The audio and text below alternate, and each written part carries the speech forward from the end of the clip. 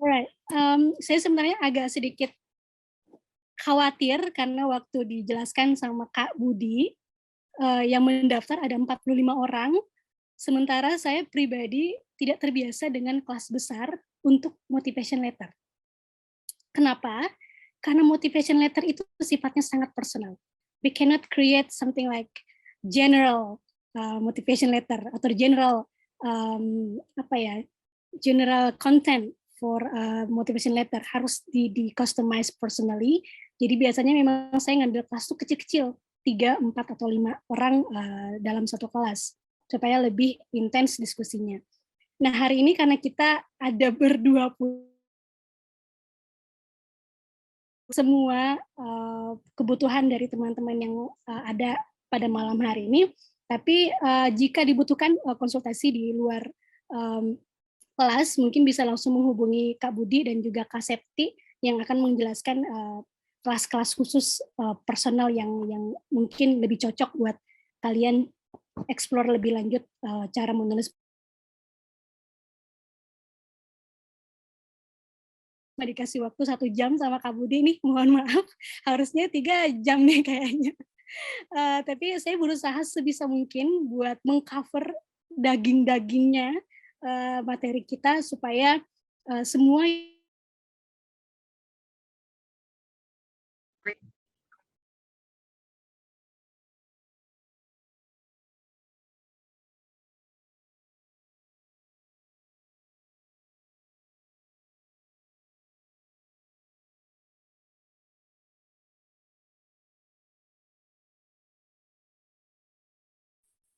Oke, sudah saya duga. Mohon maaf ya atas, internet trouble. Mmm, sudah bisa didengar ya, Kak Budi? Yes, sudah bisa kembali. It's Oke, okay, no problem. no problem, oke. Hmm. Mohon dimaklumi kita udah 2 tahun di dunia online ini, hal ini sudah terjadi. Iya. Mmm, yang ingin tadi saya bicarakan adalah, saya akan berusaha supaya saya meng-cover dagingnya semua, nggak kulitnya. Jadi mungkin kalau teman-teman yang udah biasa ikut seminar-seminar cara menulis motivation letter, mungkin lebih banyak hal-hal yang general kayak, jangan menulis ini, jangan menulis itu, segala macam. Tapi hari ini kita langsung, mmm, aku langsung memberikan materi yang kalian bisa langsung praktek, gitu. Jadi nggak ada alasan teman-teman yang keluar dari sini nggak bisa nulis motivation letter, oke? Alright, sekarang kita mulai, materi aja dulu. Jadi, I'm trying to make it fast. Hang on.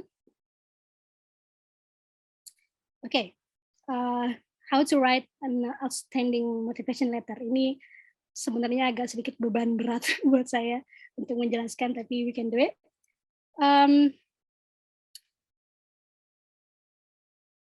Yang ingin saya sampaikan sebelum saya mulai,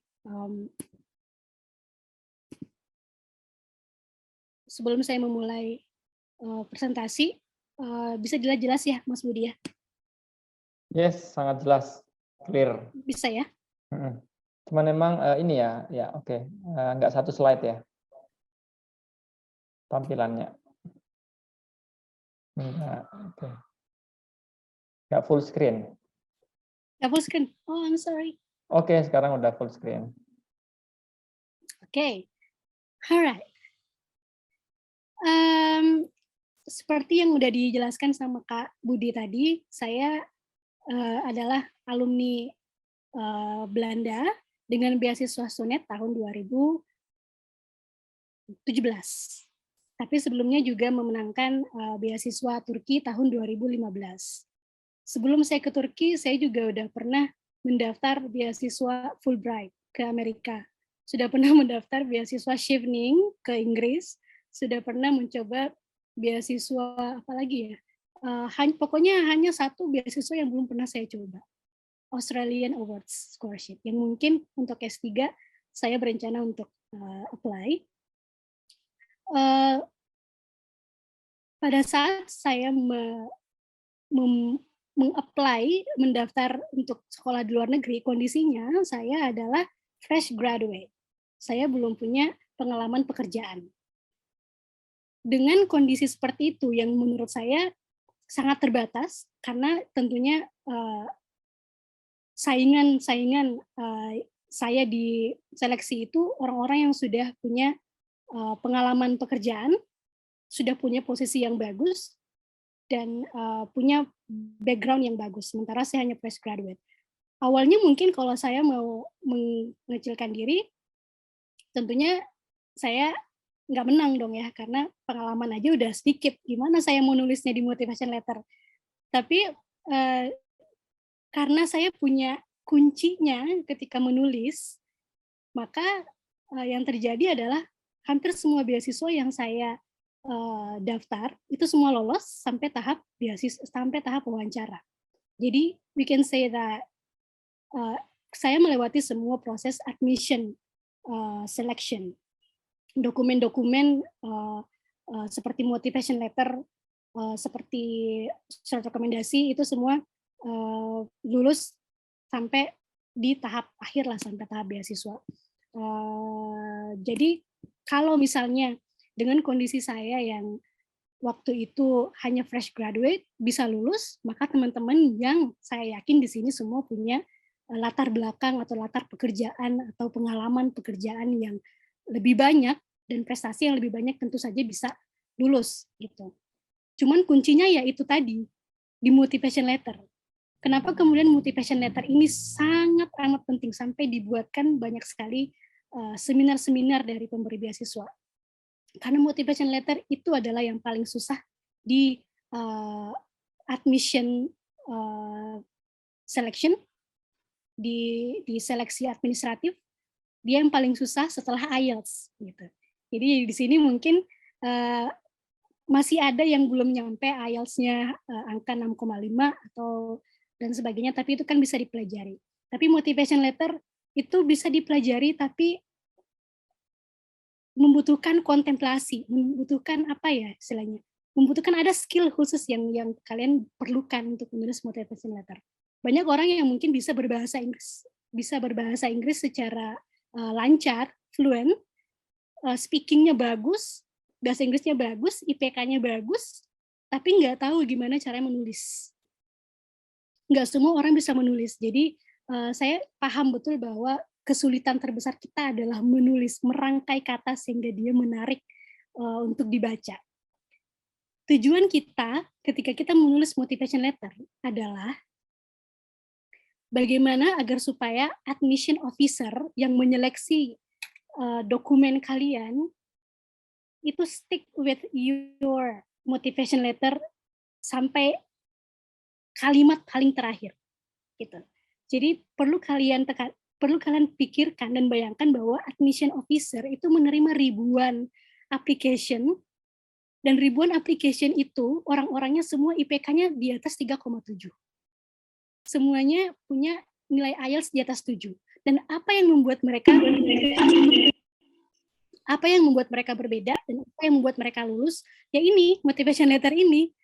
Makanya kita harus memberikan usaha yang lebih keras untuk menjelaskan apa identitas kita, apa pengalaman kita, apa pencapaian kita, tujuan kita sekolah apa, dan sebagainya, itu di dalam maksimal 2 halaman motivation letter. Oke? Nah, gimana caranya buat bisa bikin motivation letter yang menarik, yang killer, yang betul-betul orang-orang tuh kalau baca di paragraf pertama itu udah langsung kayak oke, I want to read more and more. Gitu. Itu yang harus kita cari tuh gimana caranya biar bisa kayak gitu. Nah, gimana caranya? Saya selalu mengibaratkan bahwa motivation itu, teman-teman, motivation letter itu ibarat rumah. Rumah yang baik itu punya struktur yang baik. Gitu. Nggak cuma tampilan luarnya aja. Kalau tampilan luarnya, kalau istilahnya kalau lagi daftar beasiswa, tampilan luarnya tuh kayak IPK, ijazah, itu tampilan luar tuh. Oh, ini rumah nih bagus nih, ini orang nih bagus nih. Tapi ketika kita membeli rumah, kita nggak cuma beli luarnya, tapi kita beli dalamnya juga. Strukturnya beton atau apa? Ada anak teknik sipil nih kayaknya, takut nih saya salah ngomong. Jadi desainnya bagus nggak? Penataannya bagus nggak? Sama kayak motivation letter. Strukturnya ada nggak ketika kalian menulis? desain apa ya, secara mappingnya bagus nggak di motivation letter kalian, teratur nggak, cantik nggak, segala macam. Itu yang kita cari gitu, struktur. Nah, makanya hari ini yang ingin kita bicarakan, yang ingin kita gali lebih dalam itu adalah strukturnya. Jadi teman-teman, karena saya berusaha untuk sangat detail dan spesifik pada malam hari ini biar kalian keluar dari sini tuh bisa langsung nulis, saya udah bikinin nih yang namanya struktur. Kalian bisa kalian Oke, kalian udah bisa langsung nulis nih habis ini. Gitu. Jadi kalau kalian udah punya gawai untuk memfoto slide ini, silakan difoto, silakan di screenshot, silakan ditulis di catatannya segala macam. Saya sudah membuatkan 1, 2, 3, 4, 5, 6, 7, 8, 9. 9 poin di dalam struktur motivation letter untuk ditulis. Gitu. Dengan apa ya, kita akan membahas lebih dalam tentu saja apa introduction yang baik, apa professional working yang baik, cara menulis interest kalian yang baik seperti apa, tentu saja kita akan bahas. Jadi kalau kalian misalnya udah punya draft motivation letter di tangan kalian, kalau kalian udah punya draftnya, boleh deh dicek kembali draft motivation kalian apakah sudah memiliki 9 poin ini. Kalau belum, silahkan ditambahkan. Oke, sekarang kita mulai ke dagingnya. Sekarang kita mulai membedah satu persatu poin-poin ini, apa yang harus dijelaskan di poin-poin ini. Oke, nah yang pertama sekali ingin saya bilang teman-teman, ketika kalian menulis motivation letter, upayakan mind mapping dulu. Kalian poin-poinkan dulu yang stand out, yang kalian pengen tulis. Setelah di mind mapping, mulailah kita membuat yang namanya kerangka tulisan. Ini udah jadi kayak nulis apa ya, pelajaran nulis apa ya gitu. Saya mau langsung ke contohnya deh, biar kita bedah sama-sama. Nah, introduction yang baik dan benar. Setelah saya membaca, mereview dan mereview banyak sekali motivation letter dari teman-teman yang ikut klik coaching dan juga belajar dari beberapa reviewer di luar tentang bagaimana cara menulis introduction yang baik dan benar. Introduction, teman-teman sekalian, it should not be long. Tidak boleh panjang-panjang. Introduction itu kalau bisa cuma 3 kalimat. Oke, kalau bisa cuma 3 kalimat. Dan apa yang harus masuk di dalam introduction itu, nama tentu saja, asal universitas atau asal S2 atau kerjaan, lagi kerja di mana, ya itu aja sih 2. Jadi nama, kita lihat contohnya deh. Misalnya aku tulisnya di sini begini. Dear admission team, my name is Fadila Triawulandari. Oke, nama udah ada nih, nama. I obtained my bachelor degree from Hasanuddin University. Aku langsung aja tembak. Saya meraih S1 dari Unhas misalnya, majornya ini. Kalau kalian bekerja, kalian bisa bilang my name is bla bla bla bla, dan saya sekarang adalah staff di sini atau I'm currently working at di mana.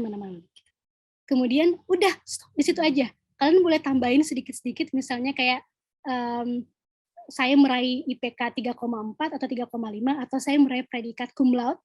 Jadi kalian bisa bilang I obtained a bachelor degree from Hasanuddin University with predicate cum laude, predicate with GPA 3.75 for example. Itu kalian boleh tambahkan itu di sebagai pemanis aja di awal kalimat. Nah, untuk selanjutnya kalian tahan dulu, kalian udah kayak pengen ngejelasin bahwa saya bekerja di sini, dulunya saya kerja di sini, sekarang saya kerja di sini, sekarang apa segala macam, kan pasti pengen tulis itu di introduction, tapi menurut saya it is not necessary, nggak perlu panjang-panjang dan nggak perlu detail banget. Kalian cukup menuliskan di kalimat yang paling terakhir, kalian cuma bisa langsung bilang, saya nulis ini buat ngasih tahu outline dari motivation letter saya secara keseluruhan. Kalau yang udah ikut IELTS, itu pasti udah tahu cara menulis, ini persis kayak menulis writing task 2 kayaknya, yang kalian harus membuat esai, kalian harus punya yang namanya thesis statement. Thesis statement itu misalnya kalian menekankan apa yang akan saya cover dalam 2 halaman ini. Seperti itulah motivation letter. Jadi saya biasanya di kalimat pembukaan, selain perkenalan yang sangat singkat dan sangat penting aja, juga saya memberikan thesis statement bahwa saya I'm writing this to share my previous education, to share my experience, academic interest, future plan, itu semua outline-nya. Jadi pas admission officer baca nih motivation letter kalian, oh dia mau bahas ini, dan ini. Jadi dia udah tahu nih arahnya mau kemana. Kemudian kalian bisa kasih pemanis lagi yang akan menguatkan aplikasi saya untuk sekolah di Newcastle University, let's say. Jadi introduction sesimpel itu, nggak usah terlalu berbelit-belit dan nggak usah terlalu detail. Kalian cuma butuh satu paragraf pembuka yang punch banget gitu, yang bisa nendang banget dan bikin mereka stick to it, bikin mereka sedikit penasaran dan pengen baca lagi dan lagi. Oke. Setelah kalimat pembuka, nanti kalau misalnya kalian ada pertanyaan, misalnya pengen lebih detail lagi, boleh ditaruh di kolom chat aja dulu ya, biar aku nggak lupa apa yang akan aku jelaskan setelahnya. Oke, yang kedua, di poin-poin ini kalian bisa lihat yang kedua adalah professional work atau organizational experience. I'm sorry for this typo. Di paragraf kedua ini kalian bisa lihat, karena waktu itu saya nggak punya pengalaman pekerjaan, so that was my case. Saya nggak punya pengalaman pekerjaan, jadi saya nggak bisa explore tentang pekerjaan saya yang saya lakukan sehari-hari. Tetapi bukan berarti saya nggak ada aktivitas. Supaya saya nggak kelihatan kosong-kosong banget, yang saya lakukan adalah menjelaskan organizational experience saya atau volunteering experience saya. Dan bagaimana pengalaman itu membawa saya pada sebuah ketertarikan untuk mempelajari sebuah bidang gitu. For example, contohnya di sini for organizational experience itu saya benar-benar cerita tentang background. Backgroundnya adalah karena di motivation letter ini saya ingin mendaftar ke Newcastle University, jurusannya adalah intercultural communication. Maka yang ingin saya tonjolkan di motivation letter adalah tentang intercultural communication. Gitu. Jadi saya ingin menonjolkan bahwa I'm capable in this field. Gitu. Jadi walaupun saya punya segudang kegiatan, tapi kalau nggak relevan itu nilainya jadi minus, jadi kayak turun gitu, kayak ini orang kok nggak konsisten ya dengan interest-nya. Maka yang harus kita tekankan adalah cari 1, 2, atau 3 pengalaman kalian yang sangat relevan dengan bidang atau jurusan yang akan kalian ambil. Contohnya, di paragraf kedua mungkin teman-teman bisa lihat bahwa di sini menjelaskan tentang bagaimana saya berproses bekerja sebagai volunteer di salah satu organisasi intercultural. Oke, jadi masuknya enak nih karena saya udah menekankan sesuatu yang sangat relevan dengan jurusan yang saya tuju. Saya nggak mau cerita saya bergabung di situ. Saya nggak mau cerita bahwa saya bergabung di situ bergabung aja gitu, tapi saya bahwa ada lesson learn, ada yang saya pelajari dari keikutsertaan saya di organisasi itu, di volunteering activity itu, yang kemudian membawa saya pada tujuan yang lebih jauh di masa depan gitu. Jadi saya banyak membicarakan tentang past experience, apa yang saya pelajari, dan kemudian saya mencocokkannya dengan apa yang akan saya tuju. Jadi pathway-nya kelihatan clear, jalan tujuan hidupnya tuh, karir plan-nya kelihatan jelas gitu alurnya. Nah, itu di poin yang kedua. Kita bisa move lagi ke poin ketiga. Kalau ada pertanyaan sekali lagi tolong tulis di chat aja dulu. Nah, saya poin ketiga itu tentang interest, itu tadi di paragraf kedua aku gabungin juga.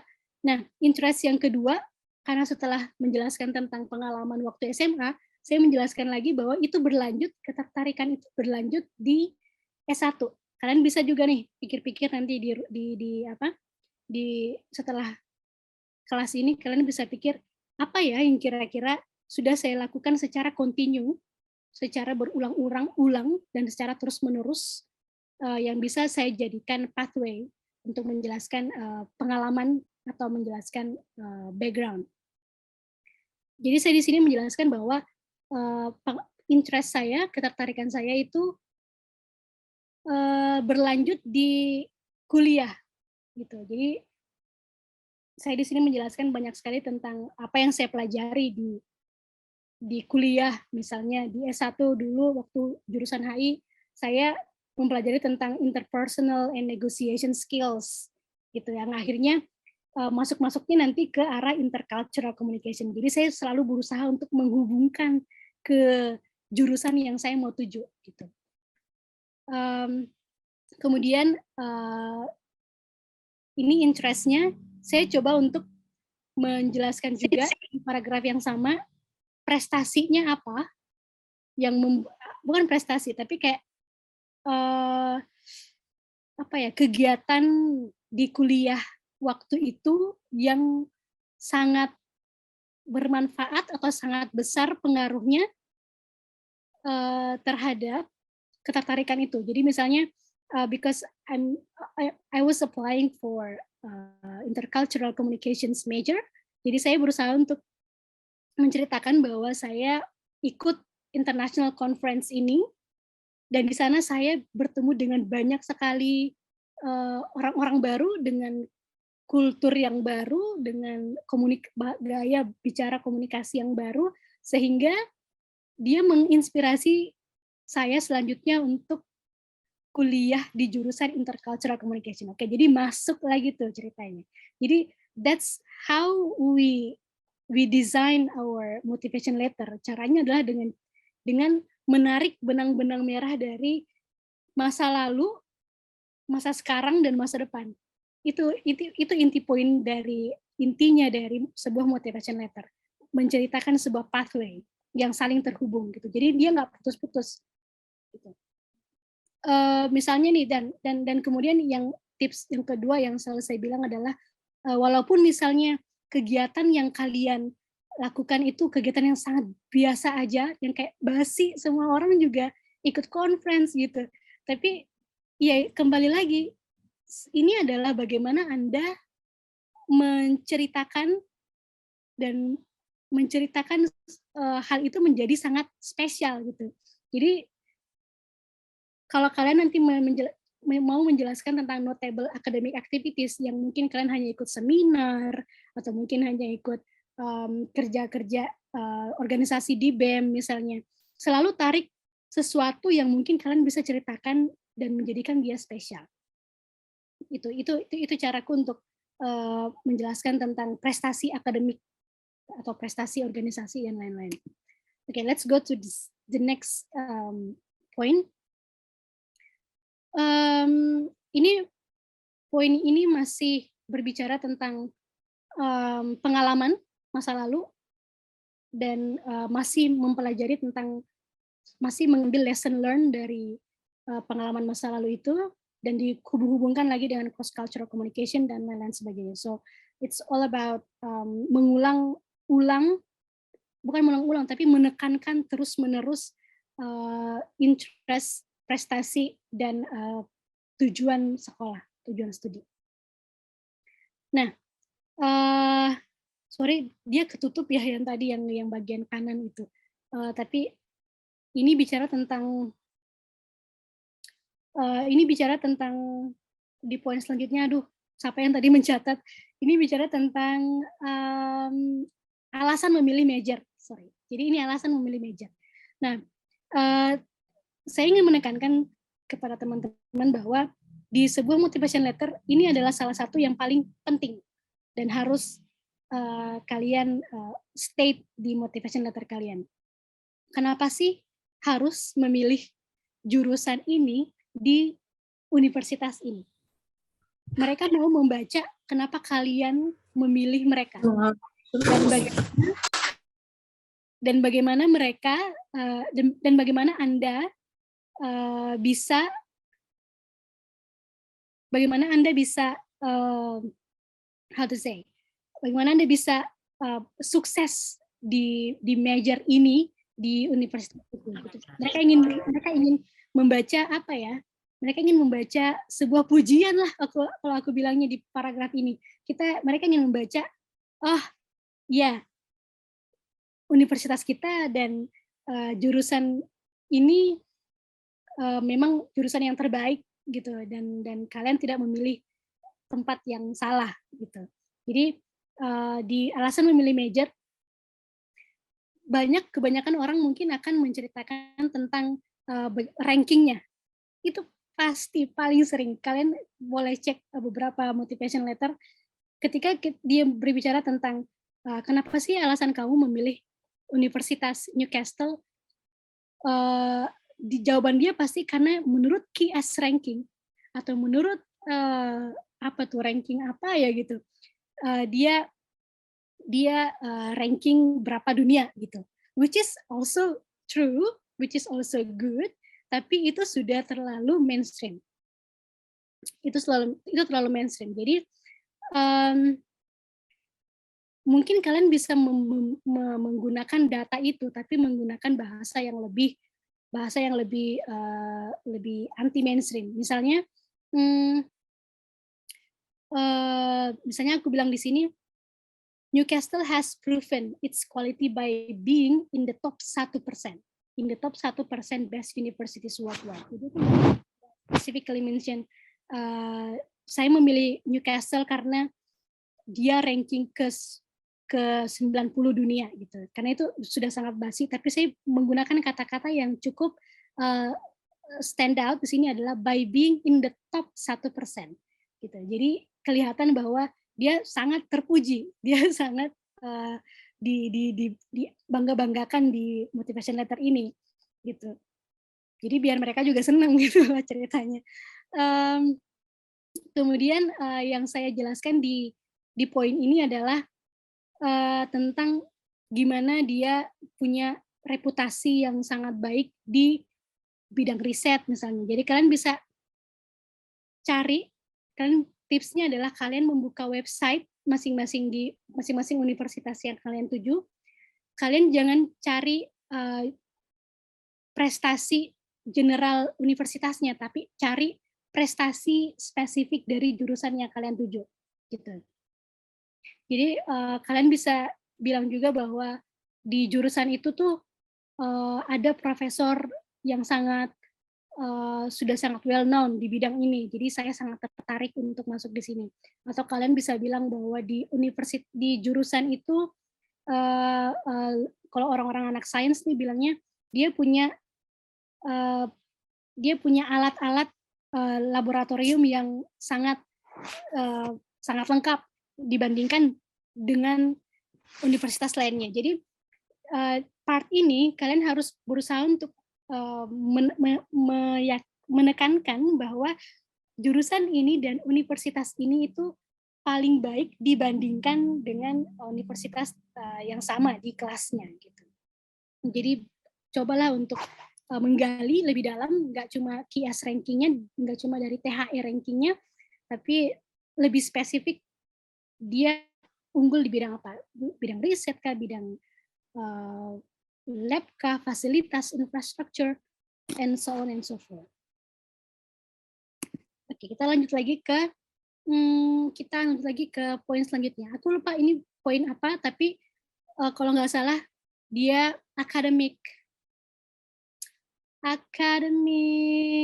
apa ya? Academic skills. Sorry. Notable academic. Ya, correct. Siapa itu? Terima kasih banyak. Oh, ini Kain ya kayaknya siapa ya? Atau siapa tadi itu?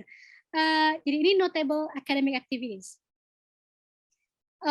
Di outline yang tadi yang saya buat teman-teman itu ada 2 hal yang berkaitan dengan skills. Ada transferable skills, ada notable academic. Kayaknya oke, forget it. Jadi ada 2 skills yang ingin kita tekankan di motivation letter ini. Yang pertama adalah skills akademik yang tentunya sangat penting. Jadi mereka pengen lihat skills yang kalian punya di selama kalian kuliah itu apa aja. Skills di sini bukan cuma skills skills menulis atau skills apa, tapi kalian bisa menjelaskan misalnya lesson learn, lagi-lagi lesson learn, misalnya contohnya apa ya? Di sini aku tulisnya misalnya saya itu kuliah dapatnya IPK 3,79 misalnya. Saya kuliah lulus dengan IPK 3,79. Padahal pada saat itu saya involved di banyak sekali organisasi. Academic skills-nya antara lain berarti saya punya strong time management, strong strategic planning, dan juga pokoknya bagaimana cara kita mengatur waktu dengan sangat baik untuk mendapatkan gap IPK sekian, dan sekian. Kemudian academic skills yang lain yang bisa kalian jelaskan adalah tentang academic writing, gimana tesis kalian misalnya, tesis kan biasanya dapat nilainya tuh A ya, kalau bukan A+, A-. Kayaknya dikit banget yang dapat B gitu. Aku nggak tahu kalau di bagian di orang-orang sains, tapi rata-rata A. Nah, kalian bisa speak aja nih bahwa saya dapat nilai A buat skripsi saya. Itu artinya itu membuktikan bahwa kemampuan saya menulis atau kemampuan saya meneliti itu sudah nggak diragukan lagi gitu. Jadi intinya ini adalah sesuatu yang biasa aja, tapi gimana caranya kita bikin dia spesial. Gimana caranya kita bikin dia kedengaran sangat spesial. Atau mungkin academic skills yang lain, teamwork. Kalian misalnya kalian misalnya selalu menjadi ketua kelompok misalnya, kita juga bisa menjelaskan tentang hal itu. Jadi hal-hal yang mungkin terlihat menurut kalian sangat biasa, tapi kalau dibahasakan dengan cara yang berbeda, anti mainstream, itu bisa terlihat dan terdengar dan terbaca sangat spesial. Atau mungkin kemampuan komunikasi lintas bahasa. Ini sangat personal karena saya sekali lagi waktu itu mendaftar untuk jurusan cross cultural communication. Jadi saya harus betul-betul tekankan lagi dan lagi tentang kemampuan komunikasi yang cross cultural yang baik. Nah, yang terakhir adalah career plan. Itu juga salah satu poin yang paling penting di dalam motivation letter. Gimana caranya kalian bisa menjelaskan bahwa kalian setelah studi di kota tersebut, di negara tersebut, di universitas tersebut, kalian pulang membawa sesuatu yang bermanfaat untuk masa depan kalian, untuk karir kalian. Jadi jangan sampai kalian tuh kalian di motivation letternya terlihat sangat clueless, sangat tidak punya tujuan. Jadi kalau boleh dari sekarang kalian sudah bisa memikirkan planning 5-10 tahun ke depan, apa yang akan kalian lakukan setelah pulang dari negara tempat kalian belajar. Jadi misalnya kayak di sini, karena ini career plan itu biasanya dia posisinya selalu terakhir. Karena di motivation letter itu sekali lagi strukturnya, kita mulai dari belakang, dari past, dari pengalaman masa lalu, kita menjelaskan background, interest, dan lain-lain. Kemudian kita ke masa sekarang, contohnya tadi yang pengalaman-pengalaman semasa kuliah, itu kita bisa identikan dengan pengalaman saat ini. Kemudian di masa depan, karir plan-nya apa, dan make sure itu semua tersambung dan nggak patah, gitu, nggak ada patahannya. Semua konsisten di jalur yang itu. Ini apa lagi ya?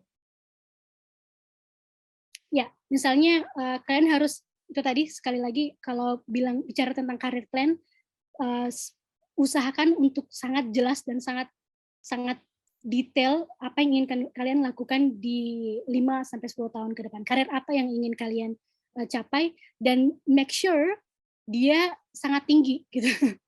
Jangan kalau saya sih bilangnya jangan selalu merendah di motivation letter.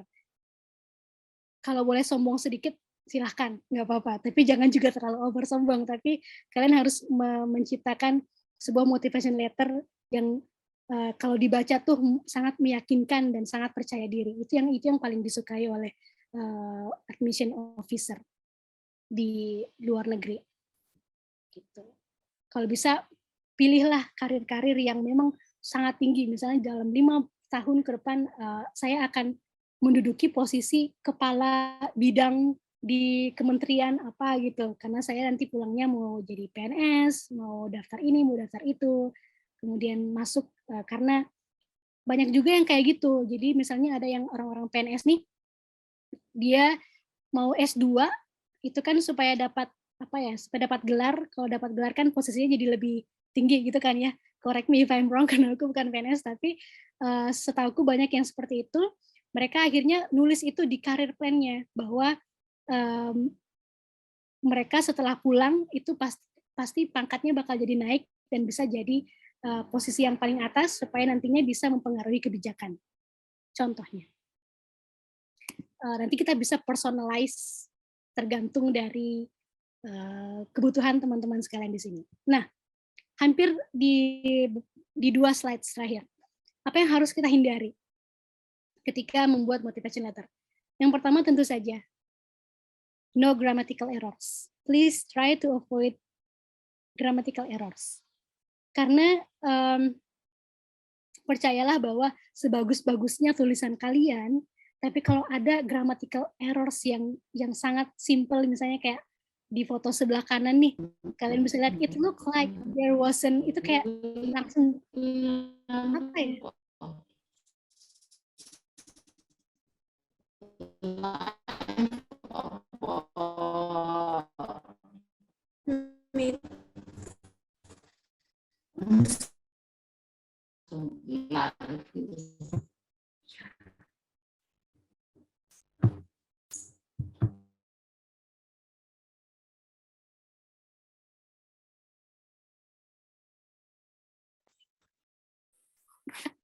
Maaf ya, sekali lagi terjadi.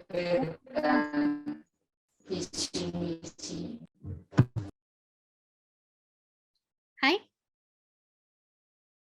Ada yang bisa dengar saya?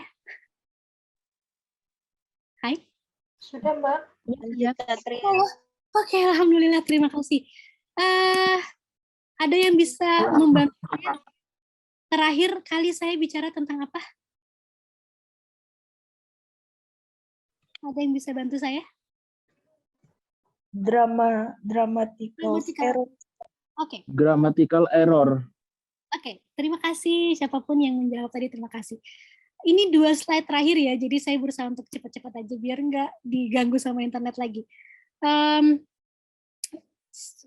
Grammatical errors, teman-teman sekalian, ini sangat krusial. Jangan sampai motivation letter kalian yang udah bagus kontennya, yang udah kayak meyakinkan, tiba-tiba si pemberi beasiswa atau yang meriksa berkas kalian jadi ngedrop gara-gara ngelihat grammatical errors yang kayak gini, yang sangat simple sebenarnya tapi sangat merusak pemandangan gitu. Jadi kalau misalnya kalian, tipsnya adalah kalau misalnya udah selesai menulis draft motivation letter, kalau misalnya mau gratisan silahkan pakai grammarly.com. nggak sponsor, tapi memang itu yang sampai sekarang masih terbaik kalau urusan grammar. Kalau ada yang punya informasi aplikasi lain yang bisa digunakan, silakan. Tapi kalau saya masih selalu pakai grammarly.com. Tolong cek dulu grammarnya di situ, kemudian masukkan kembali di motivation letter kalian. Itu cara yang pertama. Kalau misalnya merasa tidak percaya diri, masih tidak percaya diri dengan hasil grammarly.com, kalian coba cari 2 atau 3 orang yang bisa membaca motivation letter kalian, yang menurut kalian punya kemampuan bahasa Inggris yang lebih baik. Mereka disebut sebagai peer reviewer. Orang-orang yang mereview bahasa Inggrisnya, ya bahasa Inggrisnya secara keseluruhan, atau mungkin mereview kontennya. Itu ada juga teman-teman yang bisa mereview. Kalian bisa cari di sekitar kalian, teman-teman dekat, atau misalnya kalian mau pakai peer reviewer dari luar yang berbayar, yang jasa gitu, jasa proofreading di Google itu pasti banyak banget. Atau mungkin bisa bisa minta sama Kak Budi dicekkan Elementary Coaching secara gratis, bisa juga. Silakan digoda-goda aja lah Kak Budinya.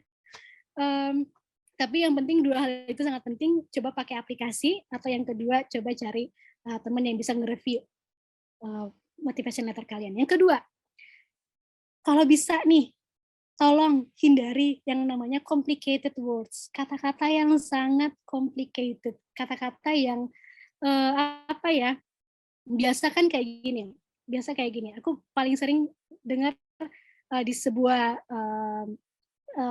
seminar webinar, kalau bisa cari kata-kata yang advance, which is bagus, sangat bagus kalau kalian bisa pakai kata-kata bahasa Inggris yang advance, tetapi percayalah bahwa kebanyakan ketika kita menggunakan kata-kata yang advance itu, dia nggak sesuai dengan konteks. Karena kekurang tahuan kita tentang tentang kata yang advance itu. Saya 3 tahun bekerja di perusahaan Australia, dan dalam 3 tahun itu juga saya berinteraksi dengan banyak sekali profesor, dengan banyak sekali orang-orang yang bergerak di bidang akademik, dan mempelajari bagaimana cara mereka menulis sebuah proposal. Percayalah bahwa saya tidak pernah menemukan proposal dengan kata-kata yang sangat complicated. Bahkan padahal dia ditulis oleh seorang profesor atau seorang ahli di bidangnya di Australia. Kenapa? Karena mereka ingin memastikan bahwa apa yang mereka tulis itu dimengerti oleh orang yang baca. Nggak dimengerti hanya oleh orang yang menulisnya, tapi harus dimengerti oleh orang yang baca. Jadi selalu hindari yang namanya complicated words. Mungkin kalian bisa menggunakan 1-2 kali kata yang advance, tapi kalian harus make sure bahwa dia digunakan secara tepat di konteks yang tepat. Ini sangat susah, karena biasanya yang bisa menentukan itu adalah orang-orang yang memang sudah native dalam berbahasa Inggris. Jadi kalau bisa kita hindari aja lah. Yang penting tulisan kita enak dibaca dan ada ritmenya. Ritme kayak musik. Oke. Lanjut aja. Nah, sekarang yang paling terakhir nih, apa yang sebenarnya harus kalian lakukan dalam menulis motivation letter? Selalu berusaha untuk memberikan jawaban-jawaban yang sangat spesifik, detail. Tapi nggak terlalu detail-detail amat, tapi nggak terlalu spesifik amat. Tetapi jangan sampai apa yang kalian mau tulis itu nggak ada pembuktian. Jadi misalnya kalau kalian cuma bilang saya misalnya contohnya misalnya saya dapat berbicara dengan banyak sekali orang-orang dengan kultur yang berbeda, itu yang mau saya tulis poinnya. Tapi nggak didetailkan spesifik. Apa maksudnya? Kenapa kamu bisa bilang kayak gitu? Nah, harus berusaha untuk mencoba mendetailkan mungkin 1 atau 2 kalimat. Caranya adalah dengan mengikuti beberapa conference, artinya selalu memberikan proof, selalu memberikan bukti dari apa yang kalian sebutkan. Jadi coba untuk lebih spesifik aja sih kalau menulis. Terus yang kedua, plan your writing. Tentu saja mind mapping selalu penting. Merencanakan tulisan itu juga sangat penting. Artinya bahwa dalam menulis motivation letter, sistem kebut semalam yang biasa kalian lakukan waktu kuliah itu nggak bisa dipakai. Kenapa? Karena motivation letter ini adalah tentang menceritakan dirimu dari masa lalu, masa sekarang, dan masa depan, dan itu membutuhkan kontemplasi. Mungkin sekitar 1 atau 2 hari berpikir sampai nggak tidur karena memikirkan apa sebenarnya yang udah saya lakukan selama ini. Jadi itu membutuhkan kontemplasi yang panjang menurutku. Sistem kebut semalam tentu saja akan merusak motivation letter kalian karena ada hal-hal yang tidak disebutkan padahal harus disebutkan karena kalian lupa gitu. Jadi selalu rencanakan mau tulis apa, bisa menggunakan outline yang saya kasih tadi. Sebenarnya tadi saya janjiin bahwa kita bisa membedah 1 atau 2 contoh motivation letter yang mungkin kalian udah punya, tapi karena waktunya sangat terbatas, jadi mungkin kita bisa diskusikan di tempat lain.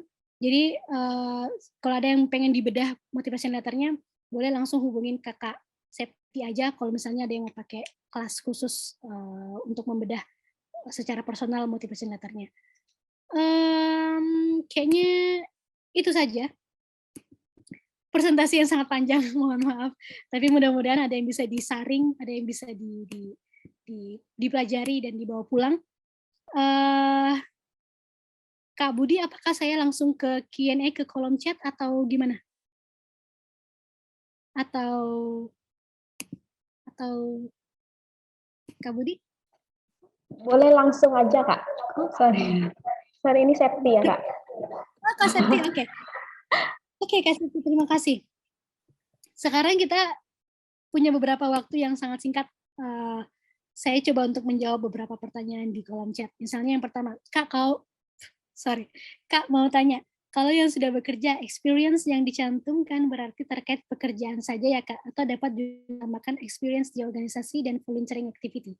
Bisa dua-duanya, dan saya sangat merekomendasikan untuk menyebutkan dua-duanya. Karena pemberi beasiswa, sekali lagi mereka sangat menyukai orang-orang yang aktif. Aktif dalam artian mereka tidak hanya kupu-kupu, kuliah pulang. Mereka ingin melihat seorang aplikan, seorang penerima beasiswa atau seorang calon masters atau doktoral yang sangat aktif di bidangnya. Jadi selain mencantumkan experience di pekerjaan, bolehlah ditambahkan 1 atau 2 yang sangat relevan ya, 1 atau 2 yang sangat relevan di paragraf itu. Silahkan, sangat recommended. Kemudian yang kedua ada pertanyaan, mau tanya Mbak, nggak apa-apa ya dicantumkan univnya sementara saat pendaftaran beasiswanya belum dapat LOE atau kontak profesor di univ tersebut. Kak Yusfina ada di sini, boleh dijelaskan permasalahannya secara oral supaya saya tidak bingung. Ya, Assalamualaikum warahmatullahi wabarakatuh. Waalaikumsalam warahmatullahi wabarakatuh. Silahkan Kak. Jadi tadi di bagian mana ya? Reason for choosing university and particular measure. Di situ kan disarankan untuk mencantumkan universitas yang akan kita tuju. Jadi ini kan sementara, misal sementara ini kan lagi AAS lagi buka ya. Benar. Nah ini kan sementara misal kita mau bikin motivational letter, tapi kan saya belum dapat universitas yang saya benar-benar pengen masuk, yang belum dapatkan klop.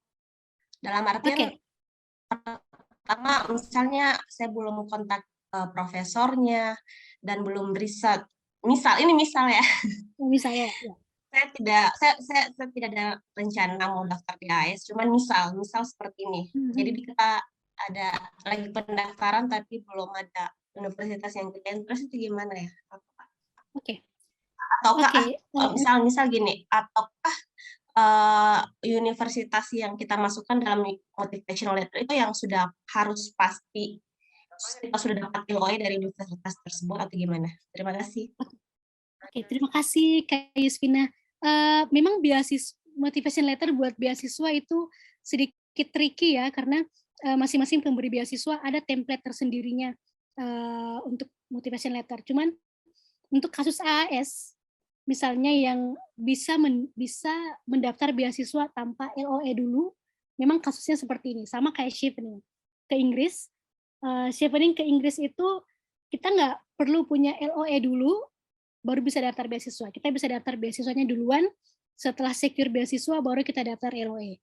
Nah, karena dia sangat tricky, kita nggak tahu nih apakah kita bisa mencantumkan universitasnya, padahal kita belum dapat LOE. Pertanyaannya kan seperti itu ya. Nah, jawaban saya adalah boleh, sangat boleh. Di motivation letter kalian buat AAS, buat pendaftar AAS maupun pendaftar Chevening, kalian tekankan misalnya 1 atau 2 universitas tujuan yang paling potensial yang bisa kalian dapatkan LOE-nya. Misalnya nih, di Australia Awards Scholarship, atau apakah kalian bisa pilih 2 atau 3 universitas, tapi setauku bisa, I don't know, saya belum terlalu membaca tentang AS, tapi kalian bisa mengstate bahwa di Australia saya apa ya istilahnya, saya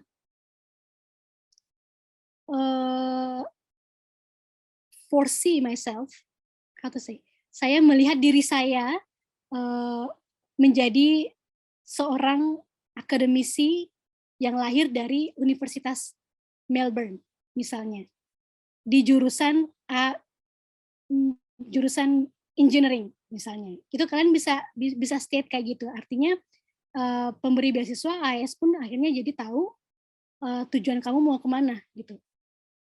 Menurut kayak gitu ya, karena waktu Chevening juga aku kayak gitu, aku menuliskan langsung 3-3-nya potensial universities kalau saya bisa dapat beasiswa Chevening. Kayak gitu.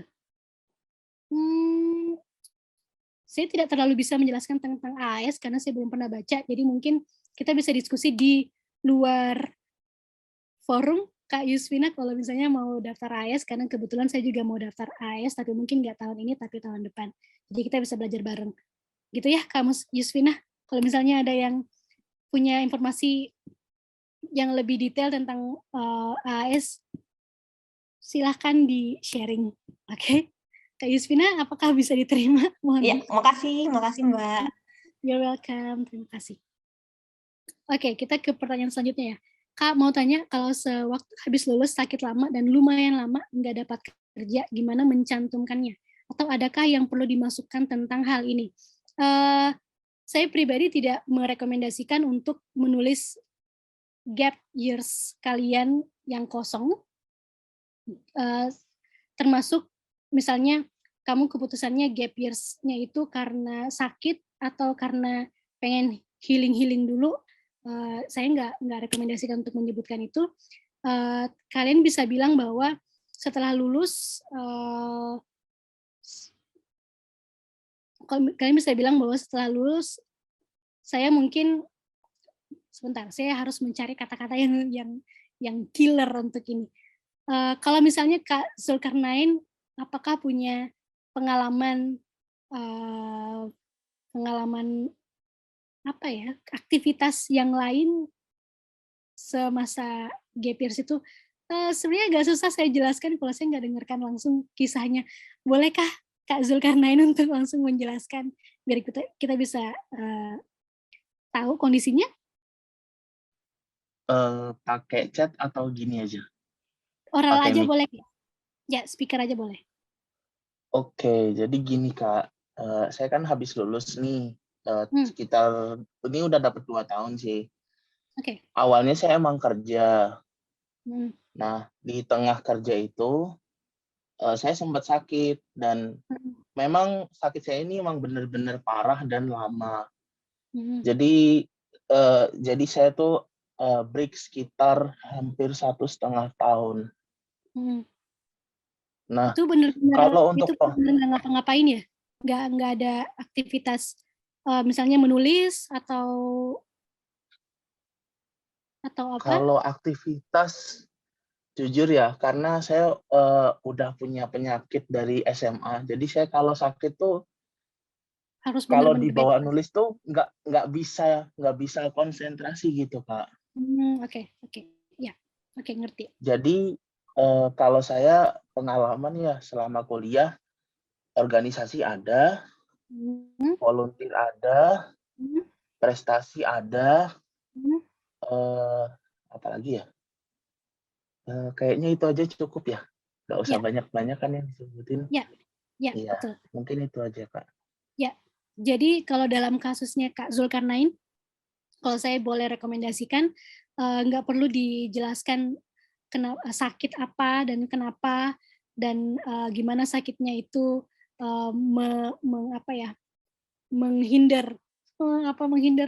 menahan kamu untuk melakukan aktivitas, karena itu bisa membuat poinnya jadi turun.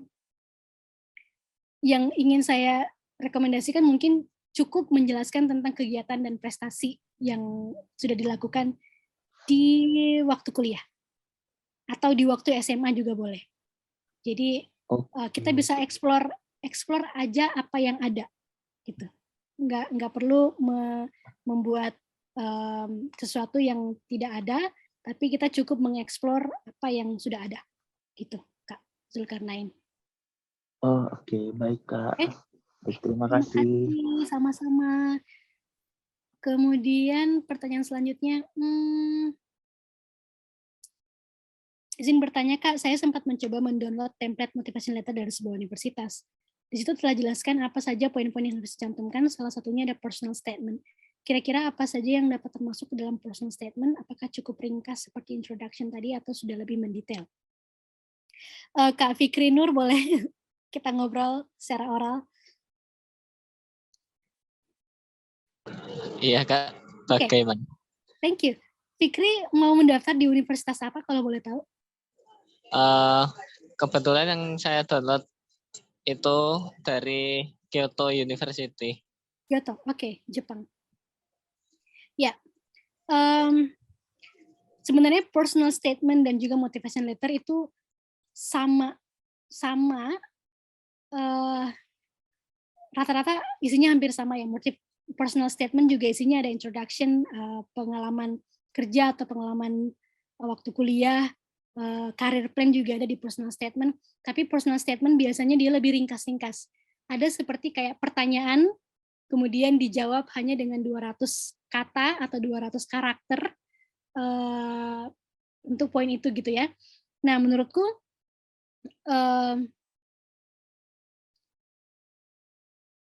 stick to the rule.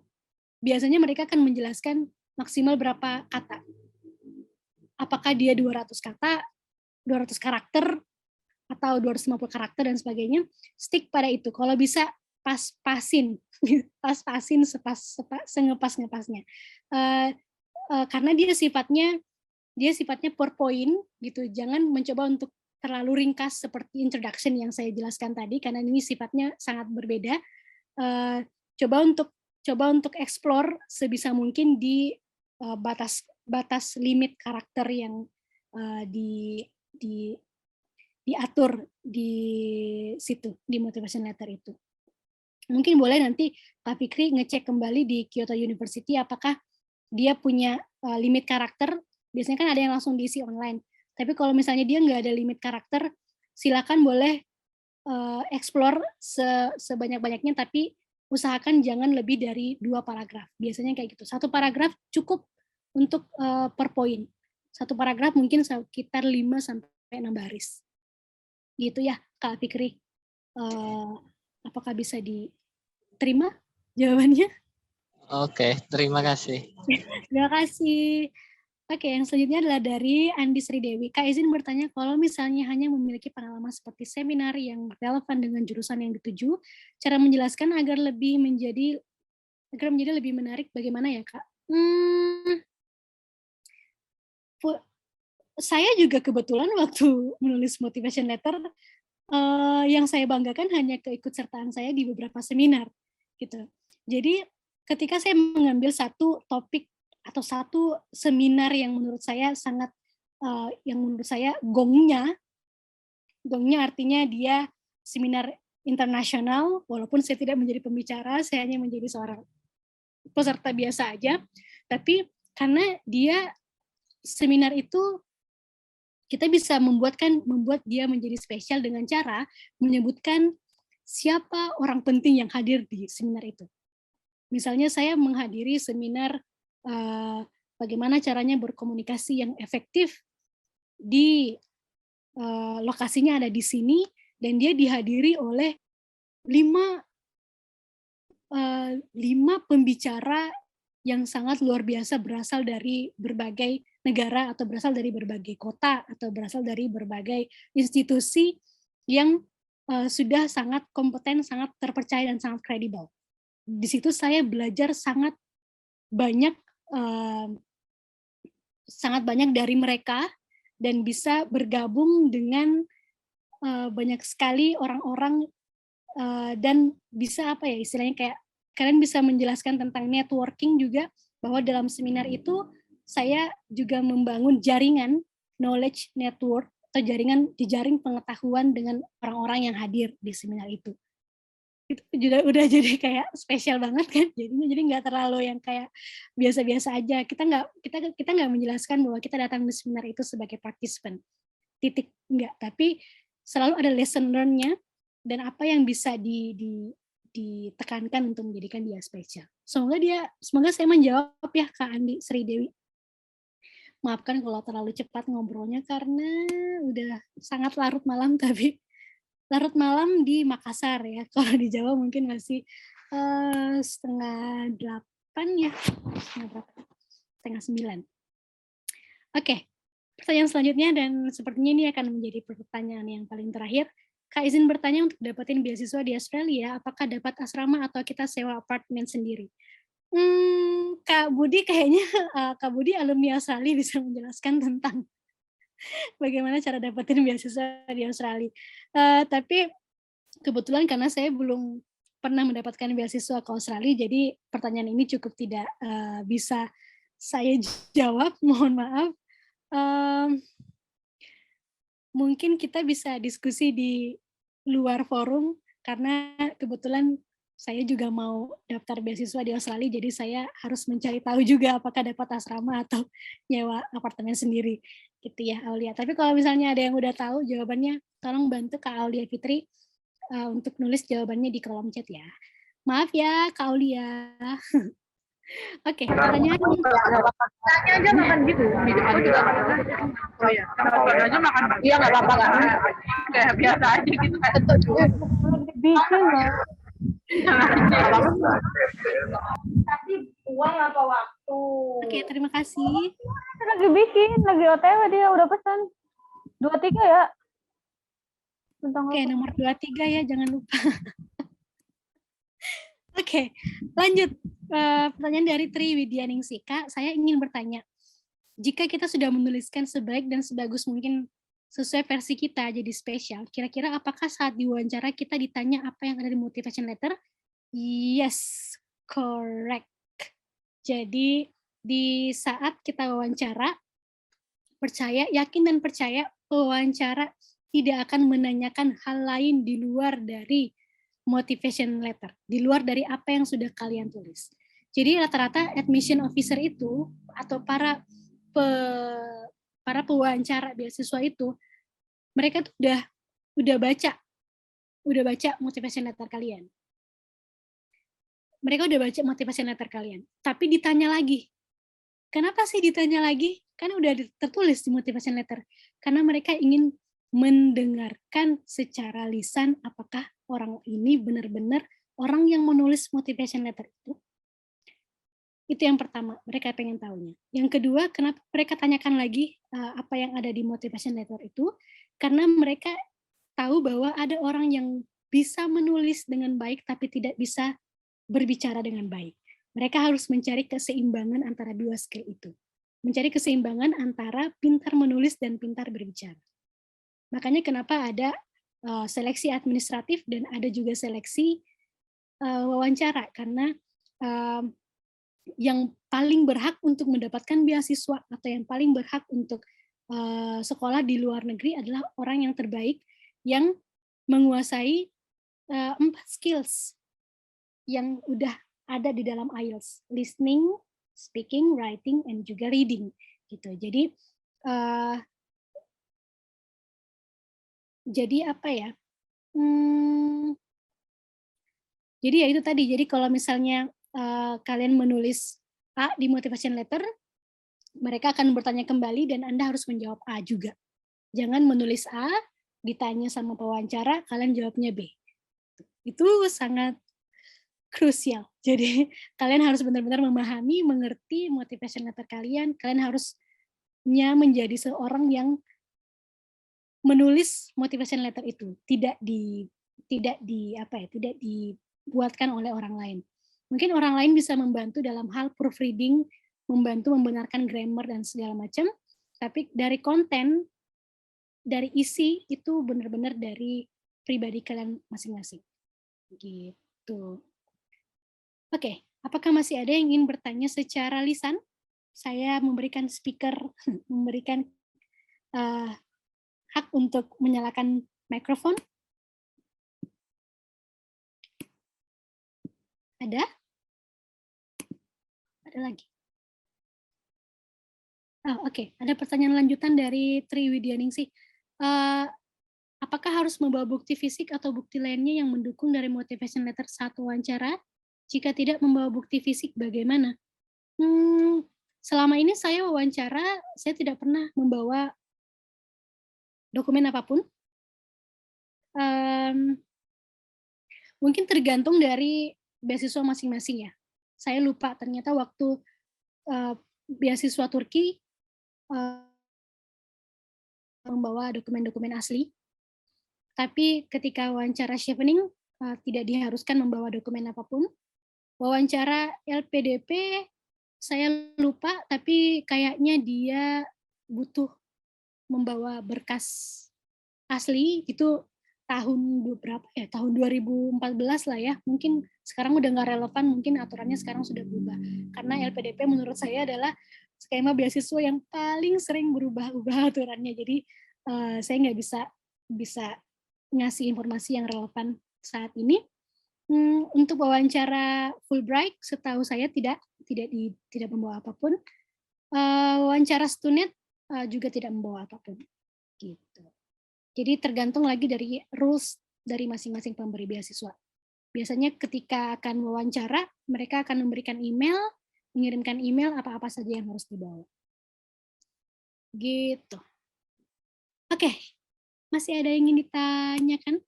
Teman-teman sekalian, kita udah sangat overtime, tapi kalau misalnya masih ada yang ingin bertanya? Ada? Enggak ada? Oke.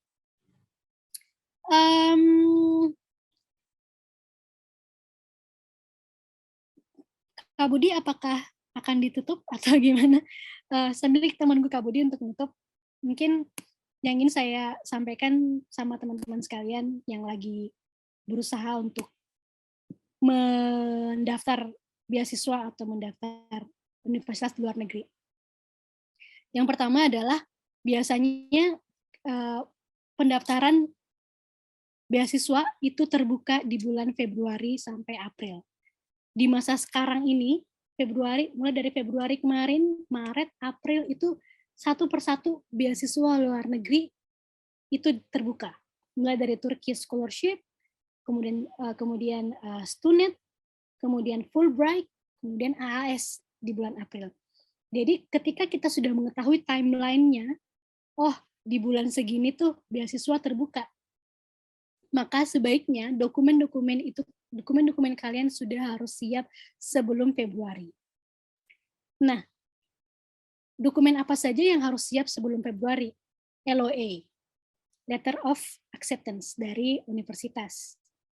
Dan pendaftaran universitas itu selalu terbuka di bulan Oktober, November, Desember, Januari, Februari. Jadi dia selalu terbuka mulai dari Oktober. Nah, kebanyakan kesalahan dari orang-orang yang mau mendaftar beasiswa, mau ke sekolah di luar negeri dengan beasiswa, mereka selalu kelewatan mendaftar universitas. Karena mereka pikirnya mereka bisa daftar beasiswa langsung tanpa punya LOA. Ada memang beasiswa yang kayak gitu, kayak Chevening, LPDP, AAS, tapi kebanyakan dari skema beasiswa dia mengharuskan ada LOE terlebih dahulu. Oke, jadi setiap bulan Oktober, November, Desember itu kalau boleh kalian sudah mendaftar universitas dan secure letter of acceptance, sehingga ketika beasiswa terbuka di bulan Februari, Maret, dan April, itu kalian udah nggak punya beban. Kalian udah nggak gelagapan bikin motivation letter sistem kebut semalam demi bisa reach the timeline of the scholarship admission dates gitu. Gitu, apalagi ya? Kemudian yang kedua, IELTS. IELTS salah satu hal yang paling penting juga di saat admission office. IELTS itu hasilnya biasanya keluar 14 hari kerja. Jadi kalian harus benar-benar memikirkan timing seperti itu tuh yang biasanya bikin kita gagal mendaftar beasiswa. Sampai akhirnya jadi pending tahun depan lagi, pending tahun depan lagi. Karena timing seperti ini tuh kita nggak kuasai. Jadi IELTS harus sudah siap sebelum mendaftar universitas, LOE harus sudah siap sebelum mendaftar beasiswa. Kemudian saat daftar beasiswa, paspor sudah harus ready gitu, karena biasanya kalau hasil dari wawancara itu hanya beda sebulanan sampai ke keberangkatan. Jadi timing seperti itu yang kalian harus kuasai kalau mau daftar beasiswa. Dan sangat wajar kalau kalian gagal sekali, 2 kali, itu sangat wajar, jangan pernah menyerah, karena biasanya memang rata-rata orang-orang tuh bisa lulus setelah persiapan 1 tahun. Mulai dari IELTS-nya, mulai dari motivation letter-nya, mengumpulkan surat rekomendasi, dan mengsecure letter of acceptance. Itu biasanya membutuhkan waktu 1 tahun.